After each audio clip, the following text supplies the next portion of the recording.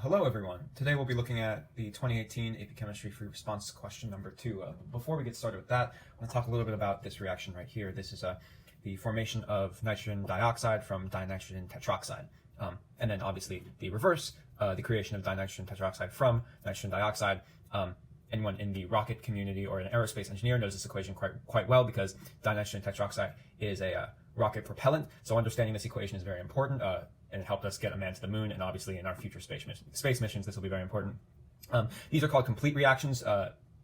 They are reactions that go to completion, so all of the reactants are used up and all of the products are formed. But because both of these reactions can occur, they obviously can move back and forth, and this brings us to a reversible reaction, which is written with this arrow right here, and it shows that this product goes back and forth. Some of these products are made, some of these reactants are made. And that brings us to the idea of dynamic equilibrium. This is where the rate of the reverse reaction and the rate of the forward reaction equal out and become the same rate. So there's a constant amount of reactants and products at any given time, and this is called equilibrium. Okay, so let's get into the question. We have a reaction right here. Let's read part A. Particle level representation of the equal molar mixture of NO and NO2 in the flask at the completion of the reaction between NO and O2 is shown below in the box on the right here. In the box below on the left, draw the particle level representation of the reactant mixture of NO and O2 that would yield the product mixture shown in the box on the right. In your drawing, represent oxygen atoms and nitrogen atoms as indicated below. Okay, so we know that because of conservation of mass, there has to be an equal number of nitrogen, oxygen atoms on this side, then on this side as well. So let's count them up. We have 1, 2, 3, 4, 5, 6, 7, 8 nitrogen atoms. Let's write that over here. We have 1, 2, 3, 4, 5, 6, 7, 8, 9, 10, 11, 12 oxygen atoms over here. So we know that we create 4 NO2s. So there has to be at least 4 NOs and 2 O2s, right? Because we're multiplying the whole equation by 2 to get that 4 NO2s. So we know we need 4 NOs and 2 O2s. So let's draw them in. Okay, great. Now we've got enough to make all of the NO2s, but we notice that we still have some extras left, right? We still have 4 nitrogens we need to create and 4 oxygens we need to create. So we need to add 4 more NOs on this side. So let's draw those in. Okay, so now that all of that's written in, you're going to get full points for that question. Now let's move on to part B. It gives you a chart that includes Gibbs free energy, so let's read what it wants us to find.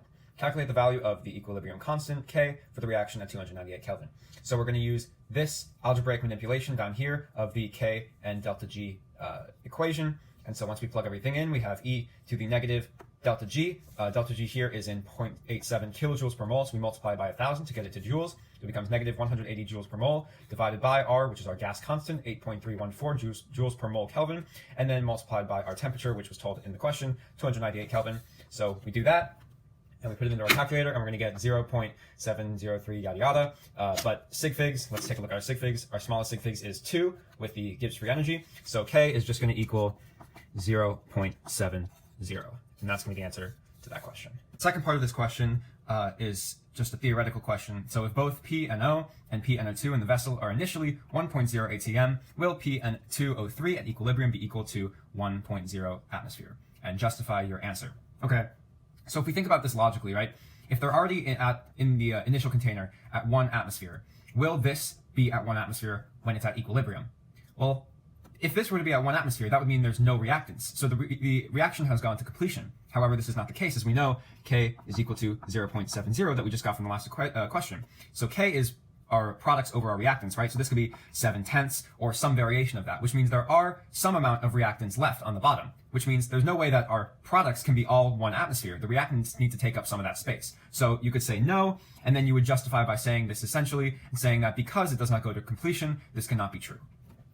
Okay, so this part C is another theoretical question you have to think about a little bit. It says the student hypothesizes that increasing the temperature will increase the amount of N2O3 in the equilibrium mixture. Indicate whether you agree or disagree with the hypothesis. Justify your answer. Okay, so they say, they're talking about temperature, so let's look at our enthalpy, right? That's the change of heat, essentially, and it's negative. So that means that it is an exothermic reaction, which means we're going to give off heat on this side with the N2O3. So let's think about this. If you increase the temperature, that means there's more heat available, which means this reaction is going to occur more often, which is going to push the reaction over to this side, creating more reactants, more NO and more NO2. So they say it'll increase the amount of N2O3. So that's going to be no. You would disagree, and you would justify your answer by essentially saying that because it's an exothermic reaction, increasing the heat is going to increase the reactants, not the products.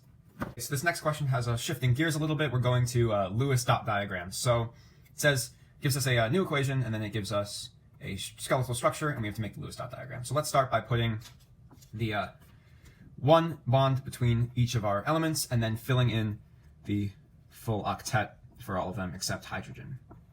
Okay, so let's take a look at our formal charge. Remember, the formal charge is just the group that the element's in minus how many electrons around it. Let's look at hydrogen. It's in the first group minus the 1 electron around it. Remember, sharing, we just count 1. So hydrogen has a 0 formal charge. That's good. That means we can leave it alone for now. Let's look at this oxygen. 1, 2, 3, 4, 5, 6. And it is in the 6th group. So 6 minus 6, 0. That oxygen's all good. So let's take a look at these. If they're 0, then we're good, and that's our Lewis dot diagram. If not, we have to move some things around. Take a look at nitrogen. Nitrogen is in our 5th group. It has 1, 2, 3, 4, 5, 6. So it's 5 minus 6, negative 1. So that's not good. We have to do something with nitrogen, but let's check this out, see what we need to do with this so we can try to balance that way. So oxygen is in the 6th group, and this is 1, 2, 3, 4, 5, 6, 7. So it's 6 minus 7. That's going to be negative 1. Okay, so let's figure out what we need to do. Let's see if maybe we could have this share one more. So one of these electrons and one of these electrons are shared together, and let's see how that affects the formal charge. Okay, so we put a double bond in place right here. Let's check our formal charges and make sure everything's good. Nitrogen is in the 5th group and has 1, 2, 3, 4, 5 around it. 5 minus 5 is 0. Perfect. Oxygen is in the 6th group. 1, 2, 3, 4, 5, 6 has 6 around it. 6 minus 6 is 0. So this is going to be your Lewis dot diagram for this question. Okay, so this last question is about hybridization. So based on your completed diagram above, identify the hybridization of the nitrogen atom in the HNO2 molecule. So let's remember that hybridization is based on how many charge clouds there are around the element you're looking at. Charge cloud could be a lone pair, single, double, triple bond, anything like that. So let's look at our nitrogen. We have one charge cloud here with the single bond, another charge cloud with the lone pair, and then another charge cloud here with the double bond. So we have 1, 2, 3. So if you have 2 charge clouds, it's an sp, 3 charge clouds, it's an sp2, and 4 charge clouds, it's an sp3. We have this right here, so we have an sp2 hybridization, and that's all you need. So to recap, in this FRQ, we talked about dynamic equilibrium. We showed the graphical representation of reactants turning into products, and then we calculated some numbers using our equilibrium constant and our delta G and the relationship between them. And then we answered some theoretical questions where if you understood the nature of the complete reaction versus the reversible reaction, it would make those questions a lot easier. Very clearly, this FRQ relates back to our real-world example because understanding the dynamic equilibrium of this system can help us to create as much dinitrogen tetroxide as possible to get that rocket up into space. So I hope you enjoyed, and I hope this helped you in your studies.